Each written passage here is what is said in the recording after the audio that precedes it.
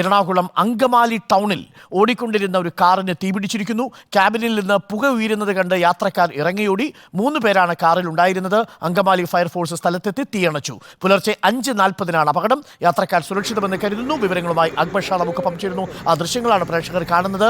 അക്ബർ ഷാ, എപ്പോഴാണ് 5:30 കൂടിയാണ് ഈ തീപിടുത്തം ഉണ്ടായതെന്നാണ് മനസ്സിലാക്കുന്നത്. യാത്രക്കാരെല്ലാവരും സുരക്ഷിതരല്ലേ?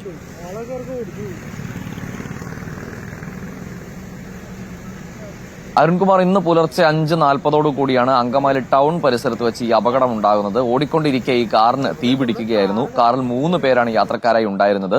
ഈ വാഹനത്തിൽ നിന്നും പുക ഉയർന്ന ഘട്ടത്തിൽ തന്നെ ഡ്രൈവറുടെ ശ്രദ്ധയിൽ ഇത് പെട്ടു. ഇത് പെട്ടെന്ന് തന്നെ ഇവർ വാഹനത്തിൽ നിന്നും ഇറങ്ങി ഓടുകയായിരുന്നു. അപ്പോഴേക്കും ഈ വാഹനത്തിന്റെ ക്യാബിനിൽ നിന്നും തീ പടർന്ന് വാഹനമാകെ കത്തി പടരുന്ന സാഹചര്യമാണ് ഉണ്ടായത്. ആലുവ UC കോളേജ് പരിസരത്തുള്ള ആഷിഖ് എന്നയാളുടെ ഉടമസ്ഥതയിലുള്ള കാറാണിത്. എന്താണ് ഈ തീപിടുത്തത്തിന് കാരണമായത് എന്ന് വ്യക്തമായിട്ടില്ല. ഈ യാത്രക്കാർ ആ സമയത്ത് തന്നെ പെട്ടെന്ന് ഇറങ്ങി ഓടിയതുകൊണ്ടും ഈ പുക ആദ്യഘട്ടത്തിൽ തന്നെ ശ്രദ്ധയിൽപ്പെട്ടതുകൊണ്ടും വലിയൊരു അപകടമാണ് ഒഴിവായത്.